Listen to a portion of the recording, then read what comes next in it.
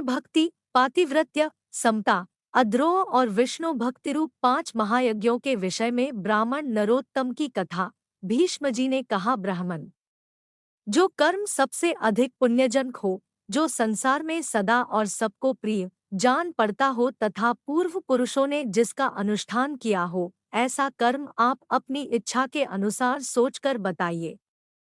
पुलस्त्य जी बोले, राजन, एक समय की बात है, व्यास जी की शिष्यमंडली के समस्त द्विज आदरपूर्वक उन्हें प्रणाम करके धर्म की बात पूछने लगे, ठीक इसी तरह जैसे तुम मुझसे पूछते हो। द्विजों ने पूछा, गुरुदेव, संसार में पुण्य से भी पुण्यतम और सब धर्मों में उत्तम कर्म क्या है? किसका अनुष्ठान करके मनुष्य अक्षय पद को प्राप्त करते हैं? मर्त्यलोक में निवास करने वाले छोटे बड़े सभी वर्णों के लोग जिसका अनुष्ठान कर सके। व्यास जी बोले, शिष्यगण, मैं तुम लोगों को 5 धर्मों के आख्यान सुनाऊंगा। उन 5 में से एक का भी अनुष्ठान करके मनुष्य सुयश, स्वर्ग तथा मोक्ष भी पा सकता है। माता पिता की पूजा, पति की सेवा, सबके प्रति समान भाव, मित्रों से द्रोह न करना और भगवान श्री विष्णु का भजन करना, ये 5 महायज्ञ है। ब्राह्मणों, पहले माता पिता की पूजा करके मनुष्य जिस धर्म का साधन करता है, वह इस पृथ्वी पर सैकड़ों यज्ञों तथा तीर्थयात्रा आदि के द्वारा भी दुर्लभ है। पिता धर्म है, पिता स्वर्ग है और पिता ही सर्वोत्कृष्ट तपस्या है। पिता के प्रसन्न हो जाने पर संपूर्ण देवता प्रसन्न हो जाते हैं। जिसकी सेवा और सद्गुणों से पितामाता संतुष्ट रहते हैं, उस पुत्र को प्रतिदिन गंगा स्नान का फल मिलता है। माता सर्वतीर्थ में है और पिता संपूर्ण देवताओं का स्वरूप है, इसलिए सब प्रकार से यत्नपूर्वक माता पिता का पूजन करना चाहिए। जो माता पिता की प्रदक्षिणा करता है, उसके द्वारा 7 द्वीपों से युक्त समूची पृथ्वी की परिक्रमा हो जाती है। माता पिता को प्रणाम करते समय जिसके हाथ, घुटने और मस्तक पृथ्वी पर टिकते हैं, वह अक्षय स्वर्ग को प्राप्त होता है। जब तक माता पिता के चरणों की रज पुत्र के मस्तक और शरीर में लगती रहती है, तभी तक वह शुद्ध रहता है। जो पुत्र माता पिता के चरणकमलों का जल पीता है, उसके करोड़ों जन्मों के पाप नष्ट हो जाते हैं। वह मनुष्य संसार में धन्य है। जो नीच पुरुष माता पिता की आज्ञा का उल्लंघन करता है, वह महाप्रलय पर्यंत नरक में निवास करता है। जो रोगी, वृद्ध, जीविका से रहित, अंधे और बहरे पिता को त्याग कर चला जाता है, वह रौरव नरक में पड़ता है। इतना ही नहीं, उसे अंत्यजों, म्लेच्छों और चांडालों की योनि में जन्म लेना पड़ता है। माता पिता का पालन पोषण न करने से समस्त पुण्यों का नाश हो जाता है। माता पिता की आराधना न करके पुत्र यदि तीर्थ और देवताओं का सेवन भी करे तो उसे उसका फल नहीं मिलता। ब्राह्मणों, इस विषय में मैं एक प्राचीन इतिहास कहता हूँ, यत्नपूर्वक उसका श्रवण करो। इसका श्रवण करके भूतल पर फिर कभी तुम्हें मोह नहीं व्यापेगा। पूर्वकाल की बात है, नरोत्तम नाम से प्रसिद्ध एक ब्राह्मण था। वह अपने माता पिता का अनादर करके तीर्थ सेवन के लिए चल दिया। सब तीर्थों में घूमते हुए उस ब्राह्मण के वस्त्र प्रतिदिन आकाश में ही सूखते थे। इससे उसके मन में बड़ा भारी अहंकार हो गया। वह समझने लगा, मेरे समान पुण्यात्मा और महायशस्वी दूसरा कोई नहीं है। एक दिन वह मुख ऊपर की ओर करके यही बात कह रहा था, इतने में ही एक बगले ने उसके मुंह पर बीट कर दी। तब ब्राह्मण ने क्रोध में आकर उसे शाप दे दिया। बेचारा बगला राख की ढेरी होकर पृथ्वी पर गिर पड़ा। बगले की मृत्यु होते ही नरोत्तम के भीतर महामोह ने प्रवेश किया। उसी पाप से ब्राह्मण का वस्त्र अब आकाश में नहीं ठहरता था। यह जानकर उसे बड़ा खेद हुआ। तदंतर आकाशवाणी ने कहा, ब्राह्मण, तुम परम धर्मात्मा मूक चांडाल के पास जाओ, वहां जाने से तुम्हें धर्म का ज्ञान होगा। उसका वचन तुम्हारे लिए कल्याणकारी होगा। यह आकाशवाणी सुनकर ब्राह्मण मूक चांडाल के घर गया। वहां जाकर उसने देखा, वह चांडाल सब प्रकार से अपने माता पिता की सेवा में लगा है। जाड़ के दिनों में वह अपने माँ बाप को स्नान के लिए गर्म जल देता, उनके शरीर में तेल मलता, तापने के लिए अंगीठी जलाता। भोजन के पश्चात पान खिलाता और रुईदार कपड़े पहनने को देता था। प्रतिदिन मिष्टान्न भोजन के लिए परोसता और वसंत ऋतु में महुए की सुगंधित माला पहनाता था। इनके सिवा और भी जो भोग सामग्रियां प्राप्त होती, उन्हें देता और भांति भांति की आवश्यकताएं पूर्ण किया करता था। गर्मी मौसम प्रतिदिन माता पिता को पंखा झलता था। इस प्रकार नित्य प्रति उनकी परिचर्या करके ही वह भोजन करता था। माता पिता की थकावट और कष्ट का निवारण करना उसका सदा का नियम था। इन पुण्यकर्मों के कारण चांडाल का घर बिना किसी आधार और खंभे के ही आकाश में स्थित था। उसके अंदर त्रिभुवन के स्वामी भगवान श्रीहरि मनोहर ब्राह्मण का रूप धारण किए नित्य क्रीड़ा करते थे। वे सत्य स्वरूप परमात्मा अपने महान सत्वमय तेजस्वी विग्रह से उस चांडाल मंदिर की शोभा बढ़ाते थे। यह सब देखकर ब्राह्मण को बड़ा विस्मय हुआ। उसने मूक चांडाल से कहा, तुम मेरे पास आओ, मैं तुमसे संपूर्ण लोकों के सनातन हित की बात पूछता है, उसे ठीक ठीक बताओ। मूक चांडाल बोला, विप्र, इस समय मैं माता पिता की सेवा कर रहा हूँ, आपके पास कैसे आऊं?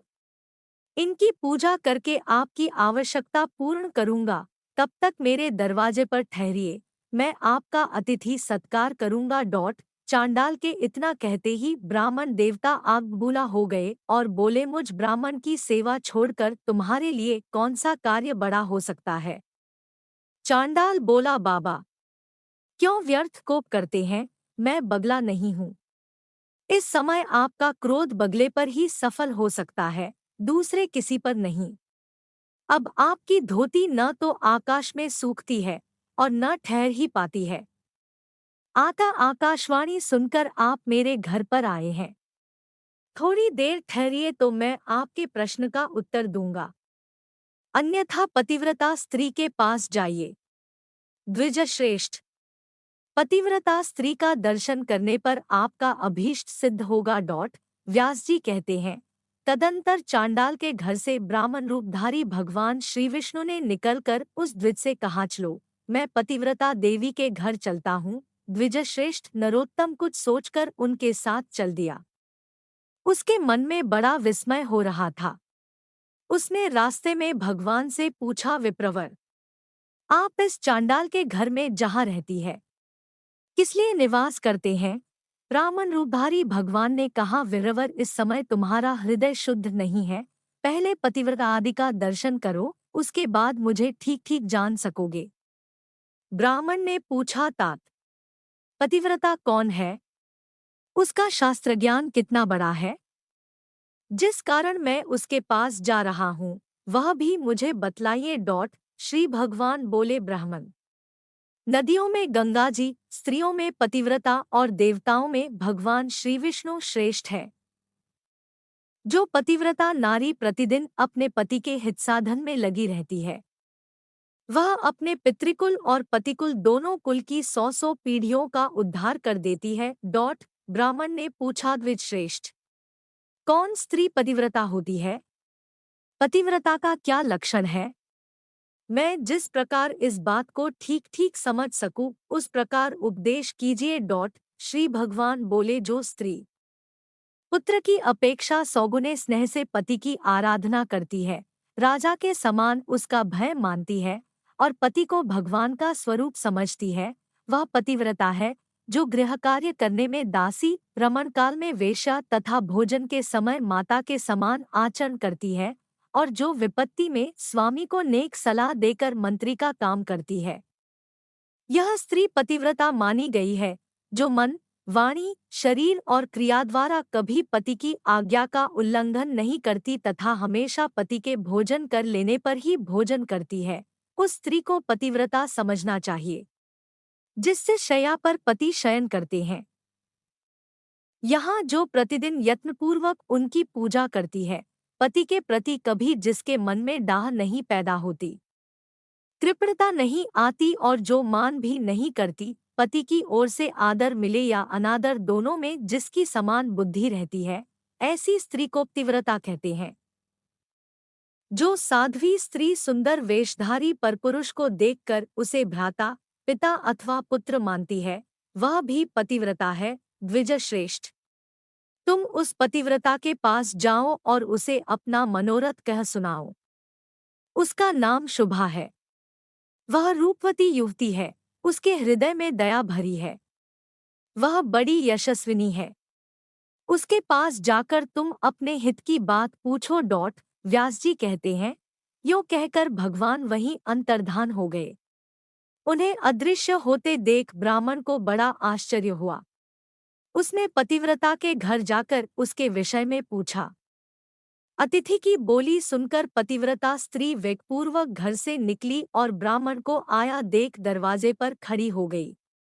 ब्राह्मण ने उसे देखकर प्रसन्नतापूर्वक उससे कहा, देवी, तुमने जैसा देखा और समझा है, उसके अनुसार स्वयं ही सोचकर मेरे लिए प्रिय और हित की बात बताओ। पतिव्रता बोली, ब्राह्मण, इस समय मुझे पतिदेव की पूजा करनी है, आता अवकाश नहीं है, इसलिए आपका कार्य पीछे करूंगी। इस समय मेरा आतिथ्य ग्रहण कीजिए। ब्राह्मण बोला, कल्याणी, मेरे शरीर में इस समय भूख, प्यास और थकावट नहीं है। मुझे अभीष्ट बात बताओ, नहीं तो तुम्हें शाप दे दूंगा।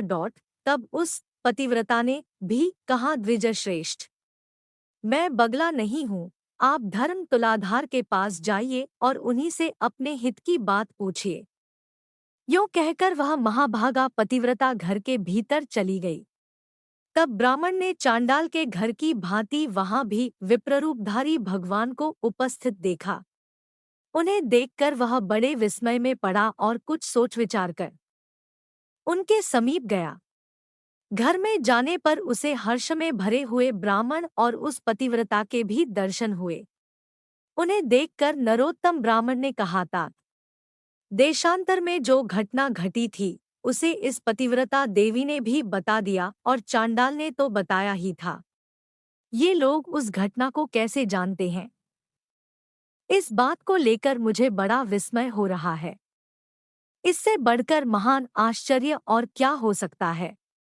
श्री भगवान बोले, तात, महात्मा पुरुष अत्यंत पुण्य और सदाचार के बल पर सबका कारण जान लेते हैं, जिससे तुम्हें विस्मय हुआ है। मुने, बताओ, इस समय उस पतिव्रता ने तुमसे क्या कहा है? ब्राह्मण ने कहा, वह तो मुझे धर्म तुलाधार से प्रश्न करने के लिए उपदेश देती है।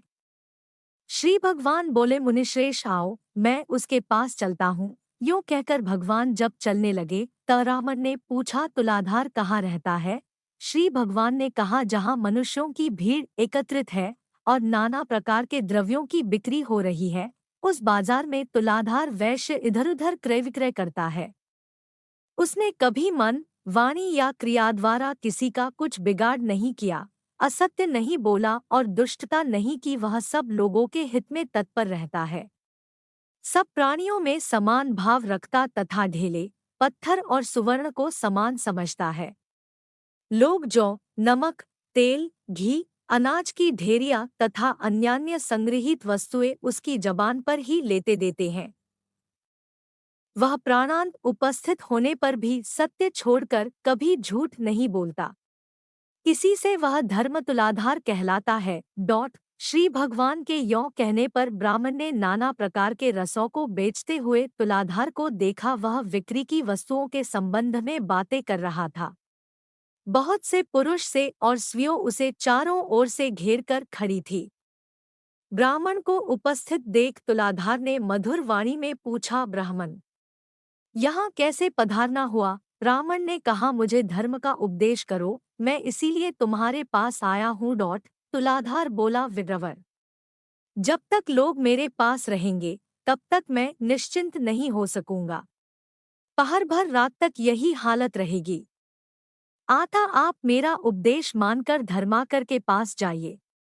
बगले की मृत्यु से होने वाला दोष और आकाश धोती सुखाने का रहस्य, ये सभी बातें आगे आपको मालूम हो जाएंगी। धर्माकर का नाम अद्रोहक है, वे बड़े सज्जन हैं, उनके पास जाइए, वहां उनके उपदेश से आपकी कामना सफल होगी। यों कहकर तुलाधार खरीद बिक्री में लग गया। सोत्तम ने विप्ररूपधारी भगवान से पूछा था। अब मैं तुलाधार के कथनानुसार सज्जन अद्रोहक के पास जाऊंगा, परंतु मैं उनका घर नहीं जानता। श्री भगवान बोले, चलो मैं तुम्हारे साथ उनके घर चलूंगा।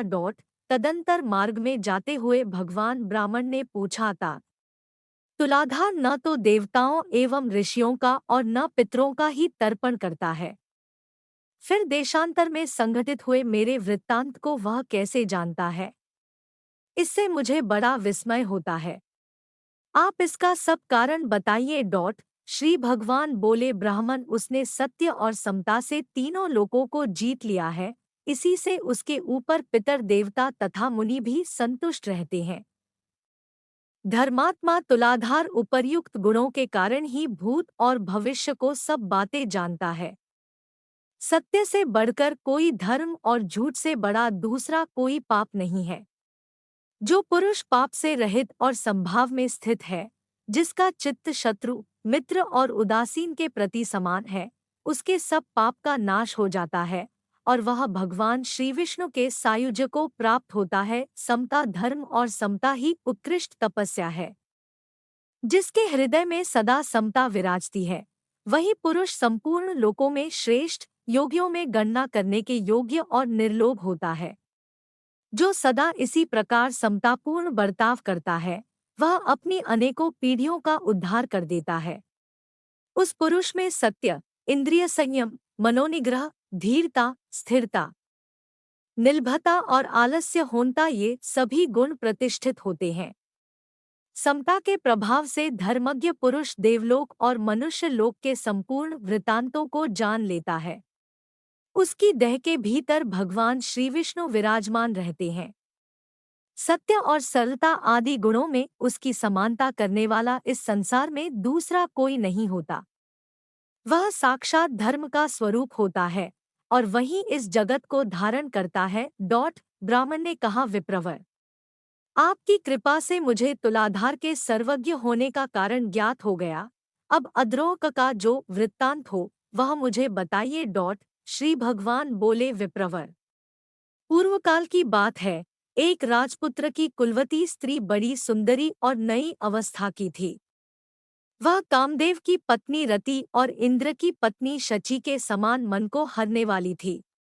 राजकुमार उसे अपने प्राणों के समान प्यार करते थे। उस सुंदरी भार्या का नाम भी सुंदरी ही था।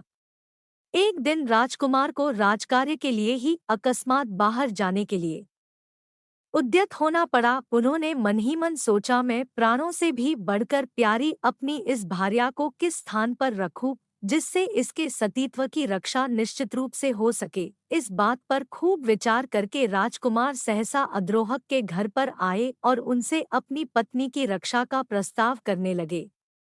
उनकी बात सुनकर अद्रोहक को बड़ा विस्मय हुआ।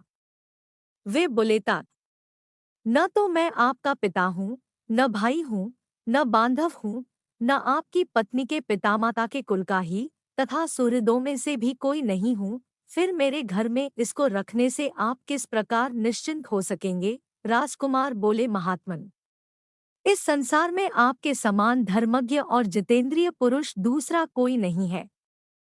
यह सुनकर अद्रोहक ने उस विज्ञ राजकुमार से कहा, भैया, मुझे दोष न देना। इस त्रिभुवन मोहिनी भार्या की रक्षा करने में कौन पुरुष समर्थ हो सकता है? राजपुत्र ने कहा, मैं सब बातों का भली भांति विचार करके ही आपके पास आया हूँ। यह आपके घर में रहे, अब मैं जाता हूँ। राजकुमार के यों कहने पर वे फिर बोले, भैया, इस शोभा संपन्न नगर में बहुतेरे कामी पुरुष भरे पड़े हैं। यहाँ किसी स्त्री के सतीत्व की रक्षा कैसे हो सकती है? राजकुमार पुनः बोले, जैसे भी हो, रक्षा कीजिए, मैं तो अब जाता हूँ। गृहस्थ अद्रोहक ने धर्म संकट में पड़कर कहा था, मैं उचित और हितकारी समझकर इसके साथ सदा अनुचित बर्ताव करूंगा और उसी अवस्था में ऐसी स्त्री सदा मेरे घर में सुरक्षित रह सकती है। अन्यथा इस अरक्ष वस्तु की रक्षा के लिए आप ही कोई अनुकूल और प्रिय उपाय बतलाइए। इसे मेरी शैया पर मेरे एक और मेरी स्त्री के साथ शयन करना होगा। फिर भी यदि आप इसे अपनी वल्लभा समझे तब तो यह रह सकती है, नहीं तो यहाँ से चली जाए। यह सुनकर राजकुमार ने एक क्षण तक कुछ विचार किया, फिर बोले, तात, मुझे आपकी बात स्वीकार है। आपको जो अनुकूल जान पड़े वही कीजिए। ऐसा कहकर राजकुमार अपनी पत्नी से बोले, सुंदरी, तुम इनके कथनानुसार सब कार्य करना, तुम पर कोई दोष नहीं आएगा। इसके लिए मेरी आज्ञा है। यो कहकर वे अपने पिता महाराज के आदेश से गंतव्य स्थान को चले गए। तदंतर रात में अद्रोहक ने जैसा कहा था वैसा ही किया। वे धर्मात्मा नित्यप्रति दोनों स्त्रियों के बीच में शयन करते थे। फिर भी वे अपनी और पराई स्त्री के विषय में कभी धर्म से विचलित नहीं होते थे। अपनी स्त्री के स्पर्श से ही उनके मन में कामोपभोग की इच्छा होती थी। इधर राजकुमार की स्त्री के स्तन भी बार बार उनकी पीठ में लग जाते थे, किंतु उसका उनके प्रति वैसा ही भाव होता था जैसा बालक पुत्र का माता के स्तनों के प्रति होता है। वे प्रतिदिन उसके प्रति मातृभाव को ही दृढ़ रखते थे। क्रमशः उनके हृदय से स्त्री संभोग की इच्छा ही जाती रही। इस प्रकार 6 मास व्यतीत होने पर राजकुमारी के पति अद्रोहक के नगर में आए। उन्होंने लोगों से अद्रोहक तथा अपनी स्त्री के बर्ताव के संबंध में पूछा। लोगों ने भी अपनी अपनी रुचि के अनुसार उत्तर दिया। कोई राजकुमार के प्रबंध को उत्तम बताते थे, कुछ नौजवान उनकी बात सुनकर आश्चर्य में पड़ जाते थे और कुछ लोग इस प्रकार उत्तर देते थे, भाई, तुमने अपनी स्त्री उसे साँप दी है और वह उसी के साथ शयन करता है। स्त्री और पुरुष में एकत्र संसर्ग होने पर दोनों के मन शांत कैसे रह सकते हैं।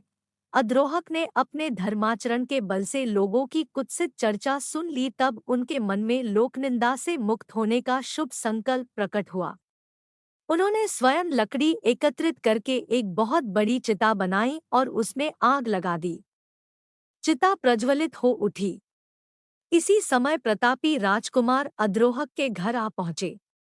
वहां उन्होंने अद्रोहक तथा अपनी पत्नी को भी देखा। पत्नी का मुख प्रसन्नता से खिला हुआ था और अद्रोहक अत्यंत विषादयुक्त थे। उन दोनों की मानसिक स्थिति जानकर राजकुमार ने कहा, भाई, मैं आपका मित्र हूँ और बहुत दिनों के बाद यहाँ लौटा हूँ। आप मुझसे बातचीत क्यों नहीं करते? आहत ने कहा, मित्र, मैंने आपके हित के लिए जो दुष्कर कर्म किया है वह लोकनिंदा के कारण व्यर्थ सा हो गया है। आता अब मैं अग्नि में प्रवेश करूंगा। संपूर्ण देवता और मनुष्य मेरे इस कार्य को देखे। श्री भगवान कहते हैं, ऐसा कहकर महाभाग औहक अग्नि में प्रवेश कर गए, किंतु अग्नि उनके शरीर, वस्त्र और केश को जला नहीं सका। आकाश में खड़े समस्त देवता प्रसन्न होकर उन्हें साधुवाद देने लगे। सबने चारों ओर से उनके मस्तक पर फूलों की वर्ष की। जिन जिन लोगों ने राजकुमार की पत्नी और अद्रोह के संबंध में कलंकपूर्ण बात कही थी, उनके मुंह पर नाना प्रकार की कोढ़ हो गई। देवताओं ने वहां उपस्थित हो अद्रोहक को आग से खींचकर बाहर निकाला और प्रसन्नतापूर्वक दिव्य पुष्पों से उनका पूजन किया। उनका चरित्र सुनकर मुनियों को भी बड़ा विस्मय हुआ। समस्त मुनिवरों तथा विभिन्न वर्णों के मनुष्यों ने उन महातेजस्वी महात्मा का पूजन किया और उन्होंने भी सबका विशेष आदर किया। उस समय देवताओं, असुरों और मनुष्यों ने मिलकर उनका नाम सज्जनाद्रोहक रखा। उनके चरणों की धूलि से पवित्र हुई भूमि के ऊपर खेती की उपज अधिक होने लगी। देवताओं ने राजकुमार से कहा, तुम अपनी इस स्त्री को स्वीकार करो। इन अद्रोहक के समान कोई मनुष्य इस संसार में नहीं हुआ है। इस समय इस पृथ्वी पर दूसरा कोई ऐसा पुरुष नहीं है जिसे काम और लोभ ने परास्त न किया हो। देवता, असुर, मनुष्य, राक्षस, मृग, पक्षी और कीट आदि संपूर्ण प्राणियों के लिए यह काम दुर्जय है। काम, लोभ और क्रोध के कारण ही प्राणियों को सदा जन्म लेना पड़ता है। काम ही संसार बंधन में डालने वाला है। प्राय कहीं भी कामरहित पुरुष का मिलना कठिन है। इन अद्रोहक ने सबको जीत लिया है, 14 भुवनों पर विजय प्राप्त की है। इनके हृदय में भगवान श्री वासुदेव बड़ी प्रसन्नता के साथ नित्य विराजमान रहते हैं। इनका स्पर्श और दर्शन करके मनुष्य सब पापों से मुक्त हो जाते हैं और निष्पाप होकर अक्षय स्वर्ग प्राप्त करते हैं। यूं कहकर देवता विमानों पर बैठ आनंद पूर्वक स्वर्गलोक को पधारे। मनुष्य भी संतुष्ट होकर अपने अपने स्थान को चल दिए तथा वे दोनों स्त्री पुरुष भी अपने राजमहल को चले गए। तब से अद्रोहक को दिव्य दृष्टि प्राप्त हो गई है। ये देवताओं को भी देखते हैं और तीनों लोकों की बातें अनायास ही जान लेते हैं। व्यास जी कहते हैं, तदंतर अद्रोक की गली में जाकर द्विज ने उनका दर्शन किया और बड़ी प्रसन्नता के साथ उनसे धर्ममय उपदेश तथा हित की बातें पूछो। सज्जनाद्रोहक ने कहा, धर्मज्ञ ब्राह्मण, आप पुरुषों में श्रेष्ठ वैष्णव के पास जाइए, उनका दर्शन करने से इस समय आपका मनोरथ सफल होगा। बगले की मृत्यु तथा आकाश में वस्त्र के न सूखने आदि का कारण आपको विदित हो जाएगा। इसके सिवा आपके हृदय में और भी जो कामनाएं हैं उनकी भी पूर्ति हो जाएगी। यह सुनकर वह ब्राह्मण द्विजरूपधारी भगवान के साथ प्रसन्नतापूर्वक वैष्णव के यहाँ आया। वहां पहुंचकर उसने सामने बैठे हुए शुद्ध हृदय वाले एक तेजस्वी पुरुष को देखा, जो समस्त शुद्ध लक्षणों से संपन्न एवं अपने तेज से देदीप्यमान थे। धर्मात्मा द्विज ने ध्यानमग्न हरिभक्त से कहा, महात्मन, मैं बहुत दूर से आपके पास आया हूँ। मेरे लिए जो कर्तव्य उचित हो उसका उपदेश कीजिए। वैष्णव ने कहा, देवताओं में श्रेष्ठ भगवान श्री विष्णु तुम पर प्रसन्न है। इस समय तुम्हें देखकर मेरा हृदय उल्लसित सा हो रहा है। आता तुम्हें अनुपम कल्याण की प्राप्ति होगी। आज तुम्हारा मनोरथ सफल होगा। मेरे घर में भगवान श्री विष्णु विराजमान है। वैष्णव के यों कहने पर ब्राह्मण ने पुनः उनसे कहा, भगवान श्री विष्णु कहाँ है? आज कृपा करके मुझे उनका दर्शन कराइए। वैष्णव ने कहा, इस सुंदर देवालय में प्रवेश करके तुम परमेश्वर का दर्शन करो। ऐसा करने से तुम्हें जन्म और मृत्यु के बंधन में डालने वाले घोर पाप से छुटकारा मिल जाएगा। उनकी बात सुनकर जब ब्राह्मण ने देव मंदिर में प्रवेश किया तो देखा वे ही विप्ररूपधारी भगवान कमल के आसन पर विराजमान है। ब्राह्मण ने मस्तक झुकाकर उन्हें प्रणाम किया और बड़ी प्रसन्नता के साथ उनके दोनों चरण पकड़कर कहा, देवेश्वर, अब मुझ पर प्रसन्न होइए। मैंने पहले आपको नहीं पहचाना था। प्रभु, इस लोक और परलोक में भी मैं आपका किंकर बना रहूं। मधुसूदन, मुझे अपने ऊपर आपका प्रत्यक्ष अनुग्रह दिखाई दिया है। यदि मुझ पर कृपा हो तो मैं आपका साक्षात स्वरूप देखना चाहता हूँ। भगवान श्री विष्णु बोले, भूदेव, तुम्हारे ऊपर मेरा प्रेम सदा ही बना रहता है। मैंने स्नेहवश ही तुम्हें पुण्यात्मा महापुरुषों का दर्शन कराया है। पुण्यवान महात्माओं के एक बार भी दर्शन, स्पर्श, ध्यान एवं नामोच्चारण करने से तथा उनके साथ वार्तालाप करने से मनुष्य अक्षय स्वर्ग का सुख भोगता है। महापुरुष का नित्य संग करने से सब पाप का नाश हो जाता है तथा मनुष्य अनंत सुख भोगकर मेरे स्वरूप में लीन होता है। जो मनुष्य पुण्य तीर्थों में स्नान करके शंकर जी तथा पुण्यात्मा पुरुषों के आश्रम का दर्शन करता है, वह भी मेरे शरीर में लीन हो जाता है। एकादशी तिथि को जो मेरा ही दिन हरिवासर है, उपवास करके जो लोगों के सामने पुण्यमयी कथा कहता है, वह भी मेरे स्वरूप में लीन हो जाता है। मेरे चरित्र का श्रवण करते हुए जो रात्रि में जागता है, उसका भी मेरे शरीर में लय होता है। विप्रवर, जो प्रतिदिन ऊंचे स्वर से गीत गाते और बाजा बजाते हुए मेरे नामों का स्मरण करता है, उसका भी मेरी देह में लय होता है। जिसका मन तपस्वी, राजा और गुरुजनों से कभी द्रोह नहीं करता, वह भी मेरे स्वरूप में लीन होता है। तुम मेरे भक्त और तीर्थ स्वरूप हो, किंतु तुमने बगले की मृत्यु के लिए जो शाप दिया था, उसके दोष से छुटकारा दिलाने के लिए मैंने ही वहां उपस्थित होकर कहा कि तुम पुण्यवानों में श्रेष्ठ और तीर्थ स्वरूप महात्मा मूक चांडाल के पास जाओ। तात उस महात्मा का दर्शन करके तुमने देखा ही था कि वह किस प्रकार अपने माता पिता का पूजन करता था। उन सभी महात्माओं के दर्शन से, उनके साथ वार्तालाप करने से और मेरा संपर्क होने से आज तुम मेरे मंदिर में आए हो। करोड़ों जन्मों के बाद जिसके पाप का क्षय होता है, वह धर्मज्ञ पुरुष मेरा दर्शन करता है, जिससे उसे प्रसन्नता प्राप्त होती है। वत्स, मेरे ही अनुग्रह से तुमको मेरा दर्शन हुआ है, इसलिए तुम्हारे मन में जो इच्छा हो उसके अनुसार मुझसे वरदान मांग लो। ब्राह्मण बोला, नाथ, मेरा मन सर्वथा आपके ही ध्यान में स्थित रहे। संपूर्ण लोकों के स्वामी माधव, आपके सिवा कोई भी दूसरी वस्तु मुझे कभी प्रिय न लगे। श्री भगवान ने कहा, निष्पाप ब्राह्मण, तुम्हारी बुद्धि में सदा ऐसा उत्तम विचार जागृत रहता है, इसलिए तुम मेरे धाम में आकर मेरे ही समान दिव्य भोगों का उपभोग करोगे, किंतु तुम्हारे माता पिता तुमसे आदर नहीं पा रहे हैं। अतः पहले माता पिता को पूजा करो, इसके बाद मेरे स्वरूप को प्राप्त हो सकोगे। उनके दोहपूर्ण उच्छ्वास और क्रोध से तुम्हारी तपस्या प्रतिदिन नष्ट हो रही है। जिस पुत्र के ऊपर सदा ही माता पिता का कोप रहता है, उसको नरक में पड़ने से मैं, ब्रह्मा तथा महादेव जी भी नहीं रोक सकते। इसलिए तुम माता पिता के पास जाओ और यत्नपूर्वक उनकी पूजा करो, फिर उन्हीं की कृपा से तुम मेरे पद को प्राप्त होगे। व्यास जी कहते हैं, जगतगुरु भगवान के ऐसा कहने पर द्विजश्रेष्ठ नरोत्तम ने फिर इस प्रकार कहा, नाथ, यदि आप मुझ पर प्रसन्न हैं तो मुझे अपने स्वरूप का दर्शन कराइए। तब संपूर्ण लोकों एकमात्र कर्ता एवं ब्राह्मण हितैषी भगवान ने नरोत्तम के प्रेम से प्रसन्न होकर उस पुण्यकर्मा ब्राह्मण को शंख, चक्र, गदा और पद्म धारण किए अपने पुरुषोत्तम रूप का दर्शन कराया। उनके तेज से संपूर्ण जगत व्याप्त हो रहा था। ब्राह्मण दंड की भांति धरती पर गिरकर भगवान को प्रणाम किया और कहा, जगदीश्वर, आज मेरा जन्म सफल हुआ। आज मेरे नेत्र कल्याणमय हो गए।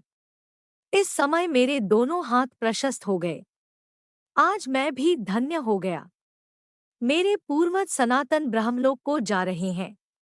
जनार्दन, आज आपकी कृपा से मेरे बंधु बांधव आनंदित हो रहे हैं। इस समय मेरे सभी मनोरथ सिद्ध हो गए। किंतु नाथ, मूक, चांडाल आदि जारी महात्माओं की बात सोचकर मुझे बड़ा विस्मय हो रहा है। भला वे लोग देशांतर में होने वाले मेरे वृत्तांत को कैसे जानते हैं? मूक चांडाल के घर में आप अत्यंत सुंदर ब्राह्मण का रूप धारण किए विराजमान थे। इसी प्रकार पतिव्रता के घर में, तुलाधार के यहाँ, मित्राद्रोक के भवन में तथा इन वैष्णव महात्मा के मंदिर में भी आपका दर्शन हुआ है। इन सब बातों का यथार्थ रहस्य क्या है?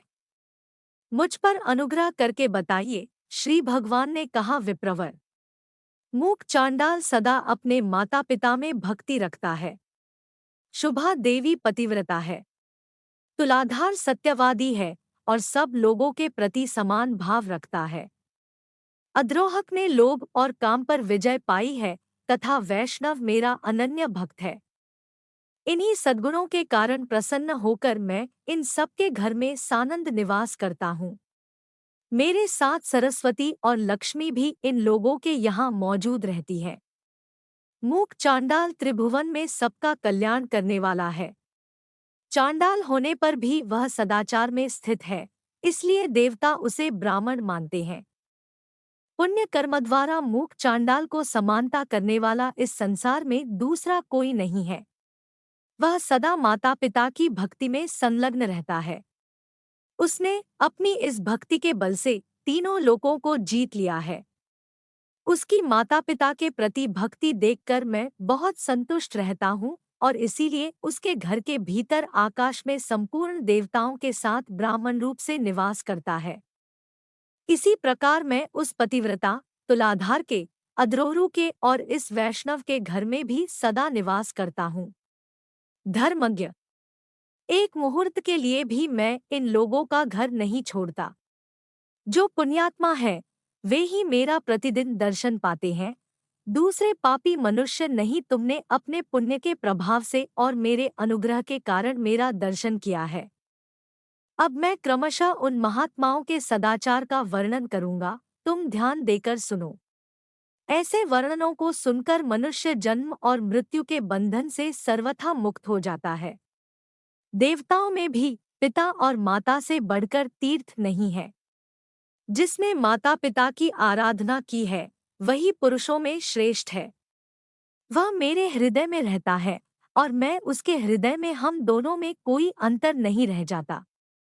इहलोक और परलोक में भी वह मेरे ही समान पूज्य है। वह अपने समस्त बंधु बांधवों के साथ मेरे रमणीय धाम में पहुंचकर मुझमें ही लीन हो जाता है। माता पिता की आराधना के बल से ही वह नरश्रेष्ठ, मूक, चांडाल तीनों लोकों की बातें जानता है।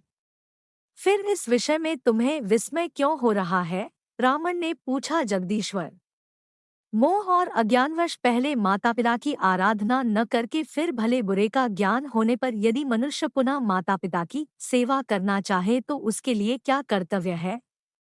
श्री भगवान बोले, विप्रवर, 1 वर्ष, 1 मास, 1 पक्ष, 1 सप्ताह अथवा 1 दिन भी जिसने माता पिता की भक्ति की है वह मेरे धाम को प्राप्त होता है, तथा जो उनके मन को कष्ट पहुंचाता है वह अवश्य नरक में पड़ता है। जिसने पहले अपने माता पिता की पूजा की हो या न की हो, यदि उनकी मृत्यु के पश्चात वह साड़ छोड़ता है तो उसे पितृभक्ति का फल मिल जाता है। जो बुद्धिमान पुत्र अपना सर्वस्व लगाकर माता पिता का श्राद्ध करता है वह जातिस्मर, पूर्व जन्म की बातों को स्मरण करने वाला होता है और उसे पितृभक्ति का पूरा फल मिल जाता है।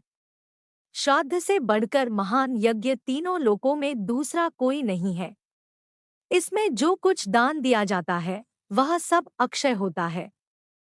दूसरों को जो दान दिया जाता है उसका फल 10,000 गुना होता है। अपनी जाति वालों को देने से लाख गुना, पिंडदान में लगाया हुआ धन करोड़ गुना और ब्राह्मण को देने पर वह अनंत गुना फल देने वाला बताया गया है। जो गंगा जी के जल में और गया, प्रयाग, पुष्कर, काशी, सिद्धकुंड तथा गंगासागर संगम तीर्थ के लिए अन्नदान करता है उसकी मुक्ति निश्चित है तथा उसके पितर अक्षय स्वर्ग प्राप्त करते हैं, उनका जन्म सफल हो जाता है। जो विशेषतः गंगाजी में तिलमिश्रित जल के द्वारा तर्पण करता है उसे भी मोक्ष का मार्ग मिल जाता है। फिर जो पिंडदान करता है उसके लिए तो कहना ही क्या है। अमावास्या और युगादि तिथियों को तथा चंद्रमा और सूर्य ग्रहण के दिन जो पार्वण श्राद्ध करता है वह अक्षय लोक का भागी होता है। उसके पितर उसे प्रिय आशीर्वाद और अनंत भोग प्रदान करके 10,000 वर्षों तक तृप्त रहते हैं। इसलिए प्रत्येक पर्व पर पुत्रों को प्रसन्नतापूर्वक पार्वण श्राद्ध करना चाहिए। माता पिता के इस श्राद्धयज्ञ का अनुष्ठान करके मनुष्य सब प्रकार के बंधनों से मुक्त हो जाता है। जो श्राद्ध प्रतिदिन किया जाता है उसे नित्य श्राद्ध माना गया है। जो पुरुष श्रद्धापूर्वक नित्य श्राद्ध करता है वह अक्षय लोक का उपभोग करता है। इसी प्रकार कृष्ण पक्ष में विधिपूर्वक काम्य श्राद्ध का अनुष्ठान करके मनुष्य मनोवांछित फल प्राप्त करता है। आषाढ़ की पूर्णिमा के बाद जो 5 पक्ष आता है जिसे महालय या पितृपक्ष कहते हैं उसमें पितरों का श्राद्ध करना चाहिए। उस समय सूर्य कन्या राशि पर गए हैं या नहीं इसका विचार नहीं करना चाहिए। जब सूर्य कन्या राशि पर स्थित होते हैं उस समय से लेकर 16 दिन उत्तम दक्षिणाओं से संपन्न यज्ञों के समान महत्व रखते हैं। उन दिनों में इस परम पवित्र काम्य श्राद्ध का अनुष्ठान करना उचित है। इससे श्राद्धकर्ता का मंगल होता है। यदि उस समय श्राद्ध न हो सके तो जब सूर्य तुला राशि पर स्थित हो उसी समय कृष्ण पक्ष आदि में उक्त श्राद्ध करना उचित है। चंद्र ग्रहण के समय सभी दान भूमिदान के समान होते हैं। सभी ब्राह्मण व्यास के समान माने जाते हैं और समस्त जल गंगाजल के तुल्य हो जाता है। चंद्र ग्रहण में दिया हुआ दान और समय की अपेक्षा लाख गुना तथा सूर्य ग्रहण का 10 लाख गुना अधिक फल देने वाला बताया गया है। और यदि गंगाजी का जल प्राप्त हो जाए तब तो चंद्र ग्रहण का दान करोड़ गुना और सूर्य ग्रहण में दिया हुआ दान 10 करोड़ गुना अधिक फल देने वाला होता है। विधिपूर्वक 1 लाख गोदान करने से जो फल प्राप्त होता है वह चंद्र ग्रहण के समय गंगाजी में स्नान करने से मिल जाता है। जो चंद्रमा और सूर्य के ग्रहण में गंगाजी के जल में डुबकी लगाता है उसे संपूर्ण तीर्थों में स्नान करने का फल प्राप्त होता है। यदि रविवार को सूर्य ग्रहण और सोमवार को चंद्र ग्रहण हो तो वह चूड़ामणि नामक योग कहलाता है। उसमें स्नान और दान का अनंत फल माना गया है। उस समय पुण्य तीर्थ में पहले उपवास करके जो पुरुष पिंडदान, तर्पण तथा धनदान करता है वह सत्यलोक में प्रतिष्ठित होता है। ब्राह्मण ने पूछा, देव, आपने पिता के लिए किए जाने वाले श्राद्ध नामक महायज्ञ का वर्णन किया। अब यह बताइए कि पुत्र को पिता के जीते जी क्या करना चाहिए, कौन सा कर्म करके बुद्धिमान पुत्र को जन्म जन्मांतरों में परम कल्याण की प्राप्ति हो सकती है। ये सब बातें यत्नपूर्वक बताने की कृपा कीजिए। श्री भगवान बोले, विप्रवर पिता को देवता के समान समझकर उनकी पूजा करनी चाहिए और पुत्र को बहुत उन पर स्नेह रखना चाहिए। कभी मन से भी उनकी आज्ञा का उल्लंघन नहीं करना चाहिए। जो पुत्र रोगी पिता की भली भांति परिचर्या करता है उसे अक्षय स्वर्ग की प्राप्ति होती है और वह सदा देवताओं द्वारा पूजित होता है। पिता जब मरणासन्न होकर मृत्यु के लक्षण देख रहे हों उस समय भी उनका पूजन करके पुत्र देवताओं के समान हो जाता है।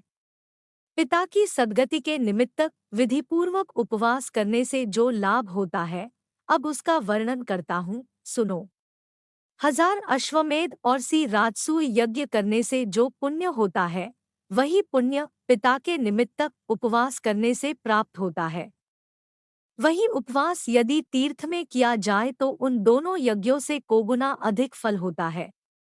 जिस श्रेष्ठ पुरुष के प्राप्त गंगाजी के जल में छूटते हैं वह पुनः माता के दूध का पान नहीं करता, वरम मुक्त हो जाता है। जो अपने इच्छानुसार काशी में रहकर प्राण त्याग करता है वह मनोवांछित फल भोगकर मेरे स्वरूप में लीन हो जाता है। योगयुक्त नैष्ठिक ब्रह्मचारी मुनियों को जिस गति की प्राप्ति होती है यही गति ब्रह्मपुत्र नदी की 7 धाराओं में प्राण त्याग करने वाले को मिलती है। विशेषतः अंतकाल में जो सोन नदी के उत्तर तट का आश्रय लेकर विधिपूर्वक प्राण त्याग करता है वह मेरी समानता को प्राप्त होता है। जिस मनुष्य की मृत्यु घर के भीतर होती है उस घर के छप्पर में जितनी गांठ बंधी रहती है उतने ही बंधन उसके शरीर में भी बंध जाते हैं। एक एक वर्ष के बाद उसका एक एक बंधन खुलता है। पुत्र और भाई बंधु देखते रह जाते हैं। किसी के द्वारा उसे उस बंधन से छुटकारा नहीं मिलता। पर्वत, जंगल, दुर्गम भूमि या जलरहित स्थान में प्राणत्याग करने वाला मनुष्य दुर्गति को प्राप्त होता है। उसे कीड़े आदि की योनि में जन्म लेना पड़ता है। जिस मरे हुए व्यक्ति के शव का दाह संस्कार मृत्यु के दूसरे दिन होता है वह 60,000 वर्षों तक कुंभीपाक नरक में पड़ा रहता है। जो मनुष्य अस्पृश्य का स्पर्श करके या पतितावस्था में प्राण त्याग करता है वह चिरकाल तक नरक में निवास करके म्लेच्छयोनि में जन्म लेता है। पुण्य से अथवा पुण्यकर्म का अनुष्ठान करने से मर्त्यलोक निवासी सब मनुष्यों की मृत्यु के समय जैसी बुद्धि होती है वैसी ही गति उन्हें प्राप्त होती है। पिता के मरने पर जो बलवान पुत्र उनके शरीर को कंधे पर ढोता है उसे पग-पग पर अश्वमेध यज्ञ का फल प्राप्त होता है। पुत्र को चाहिए कि वह पिता के शय को चिता पर रखकर विधिपूर्वक मंत्रोच्चारण करते हुए पहले उसके मुख में आग दे, उसके बाद संपूर्ण शरीर का दाह करे। उस समय इस प्रकार कहे, जो लोभ मोह से तथा पाप पुण्य आँच उन पिताजी के इस शव का, इसके संपूर्ण अंगों का मैं दाह करता हूँ। ये दिव्य लोकों में जाएं। इस प्रकार दाह करके पुत्र अस्थि संचय के लिए कुछ दिन प्रतीक्षा में व्यतीत करे। फिर यथा समय अस्थि संचय करके 10वां दिन आने पर स्नान कर गीले वस्त्र का परित्याग कर दे। फिर विद्वान पुरुष 11वें दिन एकादशा श्राद्ध करे और प्रेत के शरीर की पुष्टि के लिए एक ब्राह्मण को भोजन कराए। उस समय वस्त्र, पीढ़ा और चरण पादुका आदि वस्तुओं का विधिपूर्वक दान करे। दशा के चौथे दिन किया जाने वाला श्राद्ध, चतुर्था 3 पक्ष के बाद किया जाने वाला, त्रैपाक्षिक अथवा सार्धमासिक 6 मास के भीतर होने वाला, ऊनषाणमासिक तथा वर्ष के भीतर किया जाने वाला ऊनाब्दिक श्राद्ध और इनके अतिरिक्त 12 महीनों के 12 श्राद्ध कुल 16 श्राद्ध माने गए हैं। जिसके लिए ये 16 श्राद्ध यथाशक्ति श्रद्धापूर्वक नहीं किए जाते, उसका पिशाचत्व स्थिर हो जाता है। अन्यान्य सैकड़ों श्राद्ध करने पर भी प्रत्युनि से उसका उद्धार नहीं होता। 1 वर्ष व्यतीत होने पर विद्वान पुरुष पार्वण श्राद्ध की विधि से सपिंडीकरण नामक श्राद्ध करे। ब्राह्मण ने पूछा, केशव, तपस्वी, वनवासी और गृहस्थ ब्राह्मण यदि धन से हीन हो तो उसका पितृकार्य कैसे हो सकता है? श्री भगवान बोले, जो तृण और काष्ठ का उपार्जन करके अथवा कौड़ी कौड़ी मांगकर पितृकार्य करता है, उसके कर्म का लाख गुना अधिक फल होता है। कुछ भी न हो तो पिता की तिथि आने पर जो मनुष्य केवल गौओं को घास खिला देता है, उसे पिंडदान से भी अधिक फल प्राप्त होता है। पूर्वकाल की बात है, विराट देश में एक अत्यंत दीन मनुष्य रहता था। एक दिन पिता की तिथि आने पर वह बहुत रोया। रोने का कारण यह था कि उसके पास श्राद्धोपयोगी सभी वस्तुओं का अभाव था। बहुत देर तक रोने के पश्चात उसने किसी विद्वान ब्राह्मण से पूछा, ब्राह्मण, आज मेरे पिताजी की तिथि है, किंतु मेरे पास धन के नाम पर कौड़ी भी नहीं है। ऐसी दशा में क्या करने से मेरा हित होगा? आप मुझे ऐसा उपदेश दीजिए जिससे मैं धर्म में स्थित रह सकूं। विद्वान ब्राह्मण ने कहा था, इस समय कुतप नामक मुहूर्त बीत रहा है, तुम शीघ्र ही वन में जाओ और पितरों के उद्देश्य से घास लाकर गौ को खिला दो। तदंतर ब्राह्मण के उपदेश से वह वन में गया और घास का बोझा लेकर बड़े हर्ष के साथ पिता की तृप्ति के लिए उसे गौ को खिला दिया। इस पुण्य के प्रभाव से वह देवलोक को चला गया। पितृयज्ञ से बढ़कर दूसरा कोई धर्म नहीं है, इसलिए पूर्ण प्रयत्न करके अपनी शक्ति के अनुसार मात्सर्य भाव का त्याग करके श्राद्ध करना चाहिए। जो मनुष्य लोगों के सामने इस धर्म का विस्तार करने वाले अध्याय का पाठ करता है, उसे प्रत्येक लोक में गंगाजी के जल में स्नान करने का फल प्राप्त होता है। जिसने प्रत्येक जन्म में महापातकों का संग्रह किया हो, उसका वह सारा संग्रह इस अध्याय का एक बार पाठ या श्रवण करने पर नष्ट हो जाता है।